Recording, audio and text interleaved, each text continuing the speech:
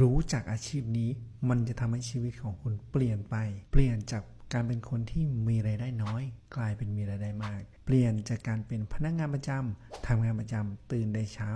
เจอเจ้านายบ่นเปลี่ยนมาเป็นทำงานของตัวเองทำมากขยันมากเราก็ได้มากเก่งมากก็ได้มากเป็นงานที่แฟร์กับเรามากที่สุดทำงานง่ายๆมีโฮมออฟฟิศเป็นของตัวเองตื่นกี่โมงก็ได้ตื่นสายก็ยังมีเงินไหลเข้ามาอยู่ตลอดเวลาเพราะงานมันเป็นงานของเราลิขสิทธิ์ของเรา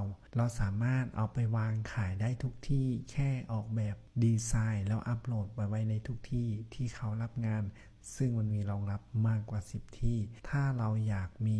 รายได้ที่มากขึ้นเราก็เพิ่มพื้นที่ในการวางเพิ่มการตลาดของเราไปเองแต่ลิขสิทธิ์ก็ยังเป็นของเรางานหนึ่งงานเราจะขายได้ตลอดเวลาขายจนลูกยันหลานหรือจนเราเกษียณก็ยังได้มันจะทำงานทำเงินให้เราในยามที่เราเกษียณลองนึกภาพตามนะครับถ้าเราเกษียณ